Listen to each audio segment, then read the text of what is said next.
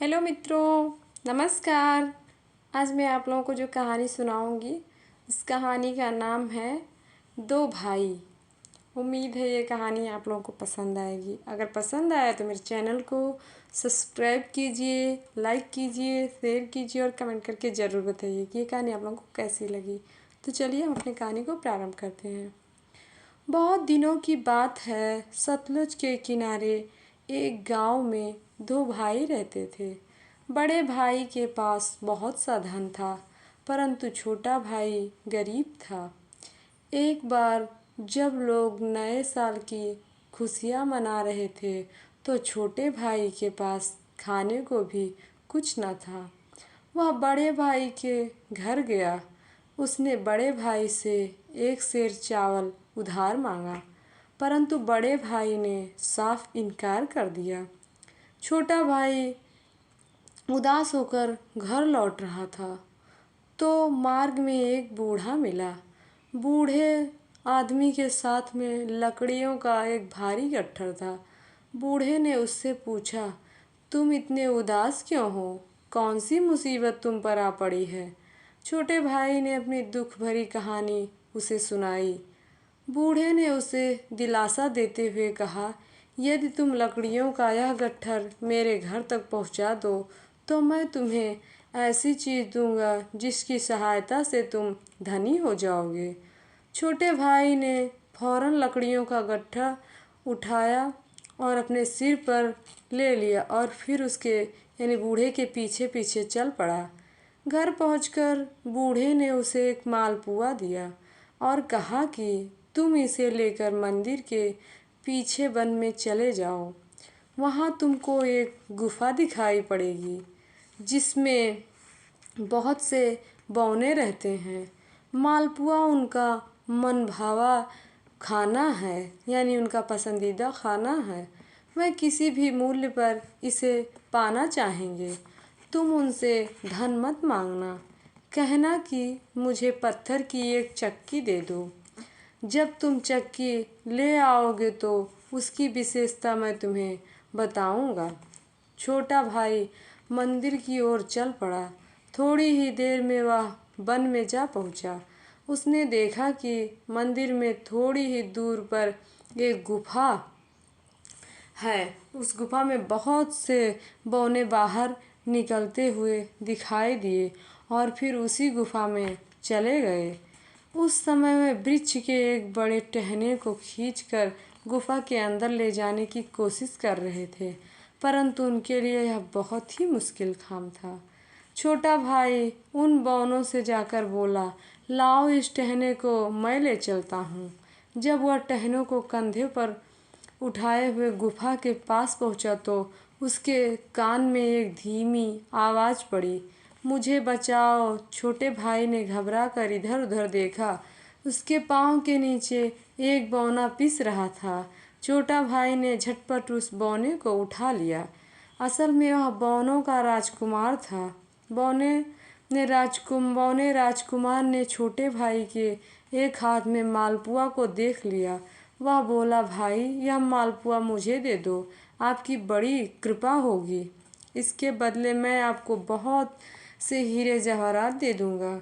छोटा भाई उस बूढ़े की बात को याद कर उसने मालपुआ बौने राजकुमार को दे दिया तथा उसके बदले पत्थर की एक चक्की देने के लिए कहा। बौनों ने राजा से कहा। राजा ने अपने पुत्र की प्रसन्नता के लिए चक्की देना स्वीकार कर लिया। जब छोटा भाई चक्की लेकर चलने लगा तो बौनों ने राजा से कहा, देखो इसे मामूली चक्की मत समझना, यह हमारे राज्य की सबसे मूल्यवान वस्तु है। इस चक्की को दाईं ओर घुमाने से तुम जो वस्तु मांगोगे मिल जाएगी और जब तुम इसे फिर से बाईं ओर घुमाओगे वह चीज़ निकलना बंद हो जाएगी। जब छोटा भाई पत्थर की चक्की लेकर घर आया, उसकी पत्नी भूखी प्यासी बैठी पति की प्रतीक्षा कर रही थी। वह उसे पत्थर की चक्की उठाए आते देखकर निराश हो गई, परंतु पति ने आते ही कहा कि शीघ्र ही अंदर जाकर एक कपड़ा बिछा दो। घरवाली ने कमरे के भीतर जाकर एक सफ़ेद कपड़ा बिछा दिया। छोटे भाई ने चक्की को उस पर रखा और फौरन दाईं ओर घूमते हुए कहा कि इसे क्या करना है। तो उस आदमी ने कहा अपनी पत्नी से कि इसे दाएं ओर घुमा दो और कहा चावल निकालो। कहने की देर थी कि चावलों का ढेर लग गया। फिर उसने मछली मांगी तो मछलियाँ मिल गईं। इसके बाद उसने एक एक करके आवश्यकता की सभी चीज़ें मांगी जो उसे मिलती गईं। छोटा भाई सोचने लगा कि अब तो मैं धनाढ्य हो गया हूँ, मुझे एक महल में रहना चाहिए। उसने चक्की को दाईं ओर घुमाकर पहले एक सुंदर महल तैयार करवाया और फिर उसे बढ़िया सामान से सजाया। वह बड़े ठाट बाट से रहने लगा। एक दिन उसने अपने पड़ोसियों तथा मित्रों को दावत दी और नए साल का त्योहार बड़ी धूमधाम से मनाया। छोटे भाई के ठाट बाट देखकर बड़ा भाई सोचने लगा कि कल तो यह गरीब था, आज इतना धनी कैसे बन गया। इसमें जरूर कोई रहस्य है। एक दिन वह छिपकर उसके घर के अंदर चला गया। वह किवाड़ की ओट में खड़ा हो गया। उसने क्या देखा, छोटा भाई एक चक्की को घुमाकर मिठाई के टोकरे भरता जा रहा था। यह देखकर बड़ा भाई हैरान हो गया। वह चुपचाप चला आया। घर आकर वह इस चक्की को पाने के ढंग सोचने लगा।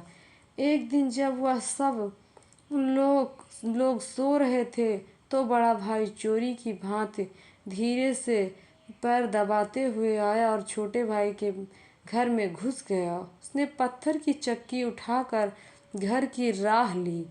बड़े भाई ने सोचा कि अब मैं टापू में जाकर रहूंगा और इस चक्की की सहायता से लखपति बन जाऊंगा। यह सोचकर वह समुद्र के किनारे आया और चक्की साथ लेकर एक नौका में जा बैठा। घर से चलते समय उसने सब जरूरी चीज़ें साथ ले ली थी, परंतु नमक लाना भूल गया था। नौका पर बैठते ही उसने पहला काम यह किया कि नमक पाने के लिए चक्की को घुमाना आरंभ किया। वह नमक निकल के रट करने लगा। कहने की देर थी कि नमक निकलना शुरू हो गया। अब बड़े भाई को चक्की को रोकने का उपाय मालूम नहीं था। चक्की चलती रही। नाव में नमक का ढेर लग गया। चलती रहने से पूरा नाव भर गया।